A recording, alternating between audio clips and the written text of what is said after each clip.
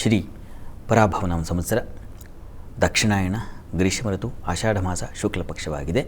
ಈ ದಿವಸ ಶುಕ್ರವಾರವಾಗಿರ್ತಕ್ಕಂಥದ್ದು, ತೃತೀಯ ತಿಥಿ, ಮಖ ನಕ್ಷತ್ರ.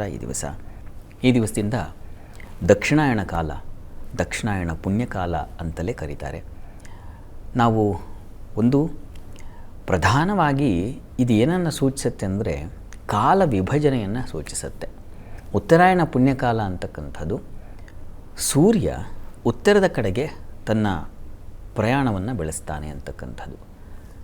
ಈಗ ದಕ್ಷಿಣದ ಕಡೆಗೆ ಸ್ವಲ್ಪ ವಾಲುತ್ತೆ.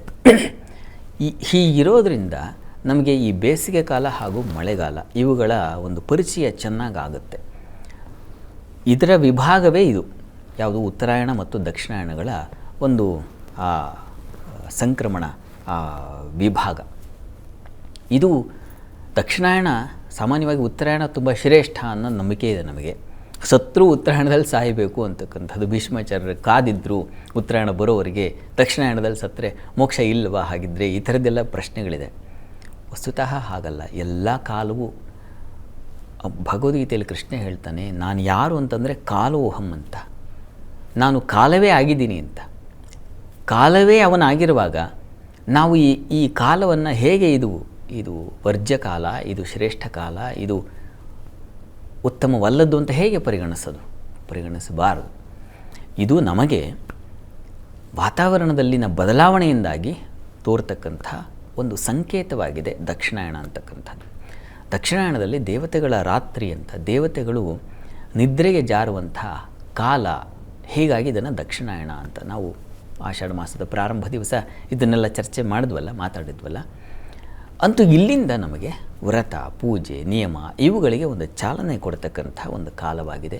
ಈ ದಕ್ಷಿಣಾಯಣದಲ್ಲಿ ಹೆಚ್ಚು ಮಳೆ ಮತ್ತು ಬೆಳೆ ಇವುಗಳ ಸಮೃದ್ಧಿಯನ್ನು ನಾವು ಕಾಣ್ತೀವಿ. ಪ್ರಕೃತಿಯ ಒಂದು ಸೃಷ್ಟಿ ಕಾರ್ಯಕ್ಕೆ ಇದು ಎಷ್ಟು ಪ್ರಮುಖವಾಗಿದೆ. ರಾತ್ರಿ ಹಗಲಿನಲ್ಲೂ ಗಮನಿಸ್ಕೊಂಡ್ರೆ ಪ್ರಾಣಿಗಳು ಕೂಡ ಸೃಷ್ಟಿ ಕಾರ್ಯವನ್ನು ರಾತ್ರಿ ವೇಳೆಯಲ್ಲೂ, ಹಗಲು ಲೌಕಿಕ ಕಾರ್ಯಗಳನ್ನು ಮಾಡುವಲ್ಲೂ ಹೆಚ್ಚು ತೊಡಗಿರ್ತಾರೆ. ಅದೇ ರೀತಿಯಲ್ಲಿ ಪ್ರಕೃತಿಯನ್ನು ನಾವು ಕಾಣ್ತೀವಿ. ಪ್ರಕೃತಿಯೇ ನಮಗೆ ಪಾಠ ಹೇಳಿಕೊಟ್ಟಿರ್ತಕ್ಕಂಥದ್ದು. ಈ ದಕ್ಷಿಣಾಯಣದಿಂದ ನಾವು ಗಮನಿಸ್ಕೊಳ್ತಕ್ಕಂಥ ಶರತ್ಕಾಲದವರೆಗೆ ಮಳೆ ಹಾಗೂ ಬೆಳೆ ಪ್ರಧಾನ. ಮಳೆ ಬಂದರೆ ಬೆಳೆ, ನಮಗೆ ಬೆಳೆ ಇದ್ದರೆ ಮನುಷ್ಯನಿಗೆ ಜೀವನ.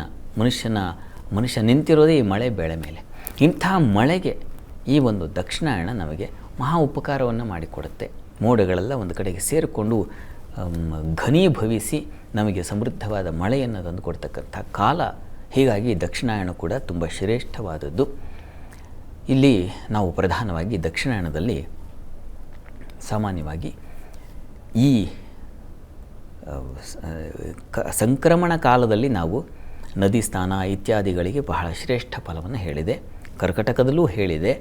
ಆದರೆ ಒಂದು ಶಾಸ್ತ್ರಗ್ರಂಥ ಹೇಳುತ್ತೆ, ಕರ್ಕಟಕ ಹಾಗೂ ಸಿಂಹ ಸಂಕ್ರಮಣಗಳೇನಿದ್ದಾವೆ ಅದು ನದಿಗಳಿಗೆ ರಜೋದರ್ಶನ ಕಾಲ ಅಂತ. ಎಷ್ಟು ಚೆನ್ನಾಗಿದೆ ಇದು ಅಂದರೆ, ಪ್ರಕೃತಿಯನ್ನು ನಾವು ಸ್ತ್ರೀಗೆ ಹೋಲಿಸ್ತೇವೆ. ಹಾಗಾಗಿ ಅಲ್ಲಿ ಗೌರವವನ್ನು ಕೊಡಬೇಕು ಅಂತ ತನ್ಮೂಲಕ ಈ ಸ್ನಾನಗಳನ್ನು ಸ್ನಾನಕ್ಕೆ ಹೇಗೆ ನಾವು ಮಾಘಾದಿ ಪಂಚಕಗಳಲ್ಲಿ ಸ್ನಾನ ಮಾಡ್ತೀವೋ, ಸ್ನಾನಕ್ಕೆ ಪ್ರಾಶಸ್ತ್ಯ ಇದೆಯಲ್ಲ, ಅಲ್ಲಿ ಹುಡ್ಕೊಂಡು ಹೋಗಿ ನದಿ ಸ್ನಾನಗಳಲ್ಲಿ ಮಾಡಬೇಕು ಅಂತ. ಈಗ ನದಿಗಳಲ್ಲಿ ಪ್ರವಾಹವೂ ಇರುತ್ತೆ. ಮಳೆ ಕಾರಣದಿಂದಾಗಿ ವಿಪರೀತವಾದ ಹರಿವು ಇರ್ತದೆ. ಹೆಚ್ಚು ಕಡಿಮೆಯೂ ಆಗ್ತಕ್ಕಂಥ ಒಂದು ತತ್ವವು ಅದರೊಳಗೆ ಅಡಗಿದೆ. ಹೀಗಾಗಿ ಅಲ್ಲಿ ನದಿಗೆ ಪೂಜೆಗಳನ್ನು ನೆರವೇರಿಸ್ತಕ್ಕಂಥದ್ದು. ಹರಿದ್ರ ಕುಂಕುಮ ಸಮರ್ಪಣೆಗಳನ್ನು ಮಾಡಿ ನಮಗೆ ಯಾವುದೇ ಕಂಟಕ ಬರದೇ ಇರಲಿ. ನೀರು ಆಪ ಸರ್ವಸ್ಯ ಭೇಷಜೀಹಿ ಅಂತ ಮಂತ್ರ ಹೇಳುತ್ತೆ. ಆಪ ಅಂದರೆ ನೀರು ಸರ್ವಸ್ಯ ಭೇಷಜಿ, ಎಲ್ಲದರ ಔಷಧಿಯಂತೆ, ಔಷಧಿಯ ಮೂಲವಂತೆ. ನೀರು ಕುಡಿದು ಬಿಟ್ಟರೆ ಅವನು ಒಳ್ಳೆಯ ಆರೋಗ್ಯಪಟುವಾಗಿರ್ತಾನೆ ಅಂತ ಶಾಸ್ತ್ರಗಳೇ ಹೇಳಿದೆ. ಎಷ್ಟು ಸೂಕ್ಷ್ಮತೆಯನ್ನು ಋಷಿಗಳು ಗಮನಿಸ್ಕೊಂಡಿದ್ದಾರೆ ನೋಡಿ. ಇಂಥ ನೀರು ಮಳೆಯಿಂದ ನಮಗೆ ಬರತಕ್ಕಂಥದ್ದು. ಹೀಗಾಗಿ ಆ ನದಿಗಳಲ್ಲಿ, ಈಗ ತುಂಬಿ ಹರಿತಕ್ಕಂಥ ನದಿಗಳಲ್ಲಿ ಹೋಗಿ ಮಂಗಳ ದ್ರವ್ಯವನ್ನು ಸಮರ್ಪಣೆ ಮಾಡ್ತಕ್ಕಂಥ, ನಾವು ಡ್ಯಾಮ್ಗಳಲ್ಲಿ ತುಂಬಿದ್ರೆ ಮಾಡೋದಿಲ್ವ, ಹರಿದ್ರ ಕುಂಕುಮ ಎಲ್ಲ ಹಾಕಿ ಒಂದು ಮರದಲ್ಲಿ ಭಾಗೀನವನ್ನು ತುಂಬಿ ಆ ಭಾಗೀರಥಿ, ಎಲ್ಲವೂ ಭಾಗೀರಥಿಯೇ. ನಾವು ಗಂಗೆ ಆಗಲಿ, ನಾವು ಕಾವೇರಿ ಆಗಲಿ, ತುಂಗಾ ಆಗಲಿ, ಅದು ಭಾಗೀರಥಿಗೆ ಸಮರ್ಪಣೆ ಮಾಡ್ತಕ್ಕಂಥ ಒಂದು ಪರಿಪಾಠ ಪದ್ಧತಿ ನಮ್ಮಲ್ಲಿದೆ.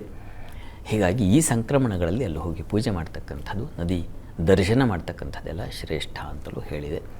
ಅಂತೂ ಈ ದಿವಸದಿಂದ ನಾವು ದಕ್ಷಿಣಾಯನಕ್ಕೆ ಪ್ರವೇಶ ಮಾಡ್ತೀವಿ. ದಕ್ಷಿಣಾಯನ ಇದು ಭಗವದ್ ಆರಾಧನೆಗೆ ಒಂದು ಪ್ರಶಸ್ತ ಕಾಲ. ಹೀಗಾಗಿ ಇದನ್ನು ನಾವು ಮಿಸ್ ಮಾಡಿಕೊಳ್ಳದೆ, ದಕ್ಷಿಣಾಯನ ಮುಗಿಯೋದು ಯಾವಾಗ, ಜನವರಿವರೆಗೆ, ಅಲ್ಲಿವರೆಗೆ ಹರಡಿರುತ್ತೆ.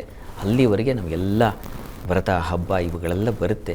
ಅಲ್ಲೆಲ್ಲ ನಾವು ನಮ್ಮ ತ್ರಿಕರಣಪೂರ್ವಕವಾಗಿ ಶಿಸ್ತನ್ನು ಅಲ್ಲಿ ಅಳವಡಿಸ್ತಕ್ಕಂಥದ್ದು ಬಹಳ ಪ್ರಧಾನ.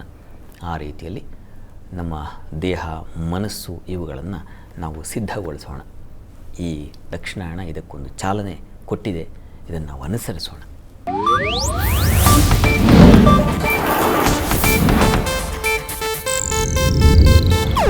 ಇದು ಏಷ್ಯಾನೆಟ್ ನ್ಯೂಸ್ ನೆಟ್ವರ್ಕ್ ಪ್ರಸ್ತುತಿ.